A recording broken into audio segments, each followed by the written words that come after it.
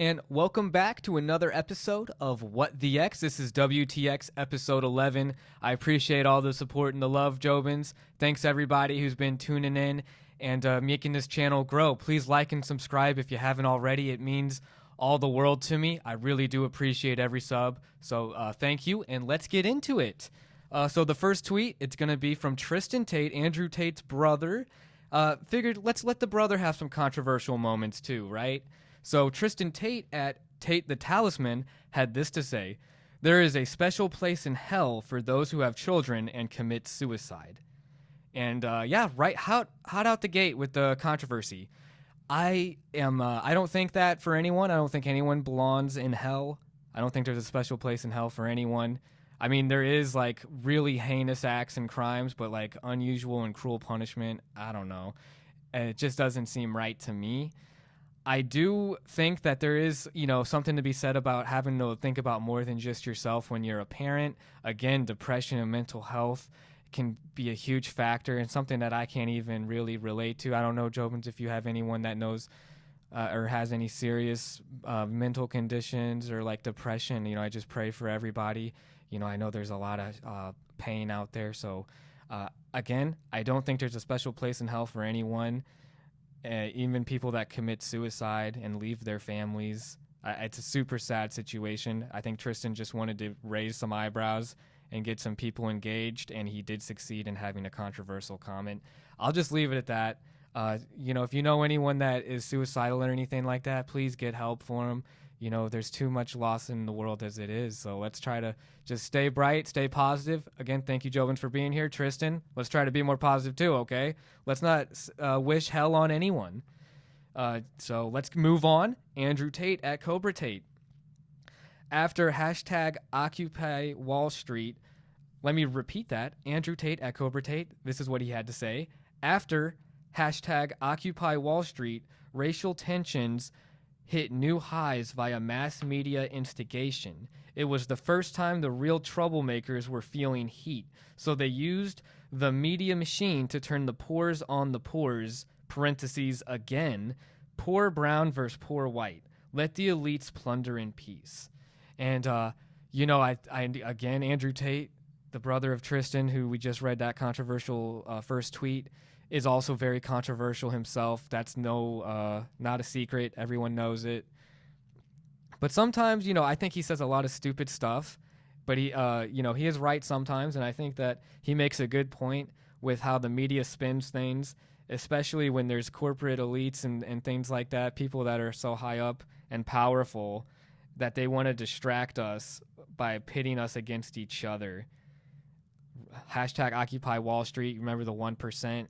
But it's true. I think that, and history tells this too. After the Civil War, Jobins, I don't know if you know this, but after like slaves were freed, there was competition between the poor white people now and the recently freed black slaves, and Jim Crow laws and all the heinous stuff that happened in the South, and I mean throughout the country. It is like, man, how much do we even really know? Because I know history's covered up so much stuff about all the racial injustices, no lie. And just with like what I was going on about was that the plantation owners, they had this campaign where they pitted the poor white people against the poor, the newly freed African Americans. And it led to white people, poor white people, the KKK and like all the racial hate was really propagated so that the plantation owners and the powerful could still maintain the lifestyle they had while also, divide and conquer, the Machiavellian tactic of not having, because if the poor people would have all joined together, whites and blacks, who knows how much of a power imbalance, like it could have been like some French Revolution type stuff that could have happened. But I think it's important to think like we're not, like history does repeat itself. And I think there's times we have to try to see who the real enemy is here. It's not each other. Again, everybody love everybody. Let's go to the next tweet here. President Biden, we always got to get our old Joe in here. President Biden at POTUS for President of the United States had this to say: It's time to ban assault weapons and high-capacity magazines like we did before. It's time to establish universal background checks. And it's time to end immunity for the gun lobby. Immunity for the gun lobby, because it's not like there's a whole bunch of other lobbyists with the super PACs who are just donating endlessly to the political machine. But yeah, we'll go after the guns. I do think there is a lot of problematic stuff with gun lobbyists and gun lobbying for sure. But to ban assault weapons, come on, Americans aren't going to stand for that. The Second Amendment right is held very dearly to a lot of Americans' hearts. And it just seems like another tool for control that the government wants to have. I'm not all about big brother government, Jobins. You know, in the past, back in like high school and even college, like being idealistic and be like, we should ban guns so that, but it's like, who's the real enemy here? I mean, school shootings and everything like that, it's terrible. It's awful. I can never condone that. It's makes me sick thinking about teachers having to be scared when they go to their classes, and the students too, of course. You know, you shouldn't be thinking of your class as a war zone. That might be hyperbole, but I mean, I feel like the Democratic Party in particular, it's politics, the political machine, but they always try to go after gun control after such a tragedy happens. But it's like, what is another ulterior motive? Why do they want gun control? Control. That's the word at the end of that.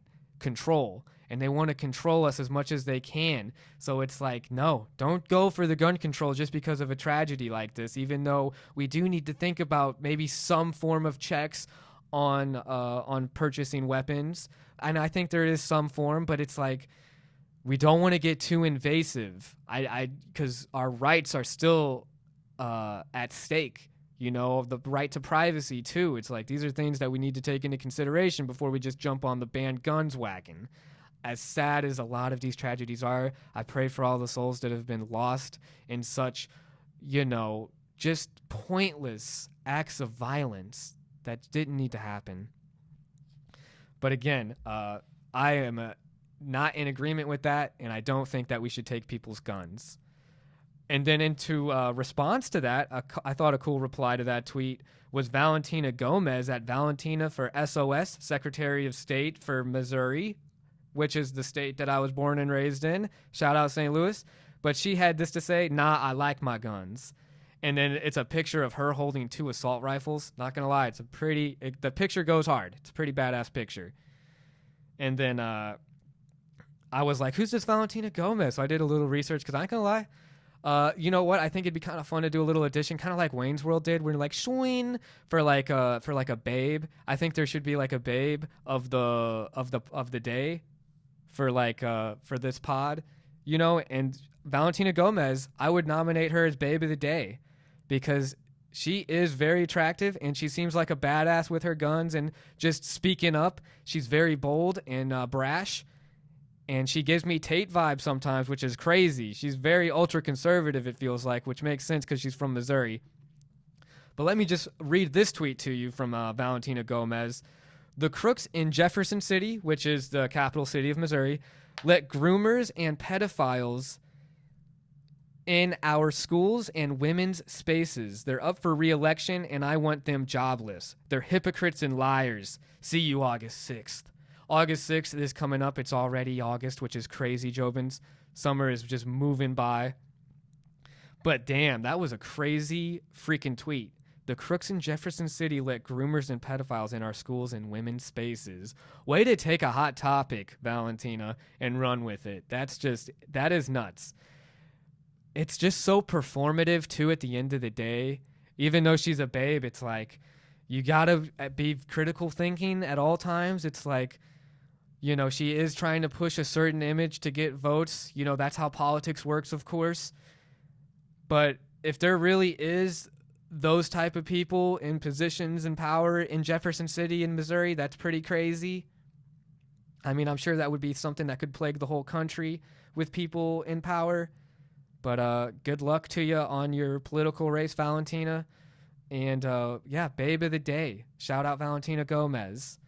Let's move on to Riley Gaines, the Olympic, or I don't know if she's an Olympic swimmer, but definitely collegiate swimmer, who has always been speaking out for women's rights in sports, for women to have sports as a safe space. And at Riley_Gaines_, she had this to say: 13 days since Kamala became the presumptive Democratic presidential nominee, and there's been no press conference, no interview, no tough/pressing questions answered, zero pressure from the media to fix that. Donald Trump did an interview the day after he was shot in the head in all caps, because damn, that is such a crazy thing to come back from. Could you imagine running for office, Jobins, and then all of a sudden it's like, man, I almost just lost my life, an inch away from losing my life. And then Secret Service and like all the conspiracy theories that you hear about, who do you trust? It's just got to be madness. And then like worrying about your family too. I'd be worried about everybody that knows me and is connected. But she makes a good point, I think, Riley. It's like Kamala hasn't really done anything super public yet. It's like who's in, again, the strings that are attached to the puppets. What are they trying to get as far as a game plan going? I know they've been very anti, like, hey, you know, like the Republicans are trying to get rid of women's rights, and abortion is a hot topic for them. They're going with the White Dudes for Harris campaign is super funny to think about. So there's some interesting developments going on there. We'll see if Kamala and Donald have a debate. That'd be pretty crazy. Next tweet, Jobins. Let's go steamroll through here. The real Thelma, or no, actually, that's gonna be the last one. The next one is Stephen Kean. I didn't even know Stephen Kean had a Twitter, or an X, I should say, account. So I followed him now, but oh man, was I very disappointed, Jobins. He seems like he may have sold his soul for his fame, is what I'm kind of coming to the conclusion. But Stephen Kean at Stephen Kean had this to say: Republicans, if you have to hold your nose to vote for Harris, please do so. Trump is dangerous. A child doing a tantrum. There's only one adult in this contest. It's Harris. And to me, that's heresy. That is crazy, Stephen Kean. Like, where are you coming to this conclusion that we just need to vote for Harris? Like, it's like, dude, he has such good stories, like some of his best books. Another book that scares me, I read during COVID of all times, was The Stand. Stephen King's The Stand, where an epidemic happens and it kills like the whole world except for a few people, and there's a fight between good and evil, God and the devil. Stephen King, what do you know? What has the people on the inside told you? If there is some real Illuminati, did Stephen King sell his soul to be in the position that he's in with entertainment? Why is he the most successful when there's other voices in writing and in fiction who have never gotten to the stage Stephen King's gotten to, and then his political allegiances made so clear to the public because of the influence that he has, the influence that he owes to who? Maybe the puppet masters. Sorry, I don't mean to get theatrical, but just a conspiracy theory. It would be super crazy if Stephen King did sell his soul in the Hollywood industrial complex, and that's why he's obligated to go pro-Kamala and then so pro-political and try to get people on that side. I don't know. What's the point for Stephen King to talk about politics? I don't know. It'd be interesting. Maybe I'm just, looking at nothing. Maybe he's just a stupid... I don't want to say stupid, but just, not really a critical thinking liberal. It'd be crazy. But now we're going to end it because it's only fitting. I was almost said this one earlier. The real Thelma Johnson at the real Thelma J1. Someone needs to tell Elon Musk that the hair transplant, the jawline surgery, and the supplemental testosterone he has talked about are all examples of gender-affirming care. Damn, mic drop for the real Thelma Johnson. Wow. And I respect that Elon hasn't taken it down, because I always say, like, how much power does he have? He runs X. It seems like so much of the news is almost run through X, which in itself is crazy and problematic. Hey, it gives me a channel. It allows me to talk to the Jobins here. So I can't complain about X, but I do raise my eyebrows sometimes, and I wonder, how much influence X have? But for Elon Musk to let that mic drop happen and not ban it or close it out, and it's visible and trending, pat on the back for Elon, because I'd be pretty upset getting attacked like that. I don't know about if there's been any supplemental testosterone or a jawline surgery. The image attached to the real Thelma Johnson's tweet does show what looks like a hair transplant, because wow, his hair was he would have been the real Lex Luthor if he had gone bald. That would have been crazy. But man, I just wanted to end it on that because it's what the X. It only seems right that the current owner of X, should just getting roasted at the end of the episode would be fitting. It's been a crazy week. Thank you, Jobins, again, everybody, family, loved ones, whoever's watching, supporting, a like and a subscribe. I always appreciate it. This has been another episode of What the X?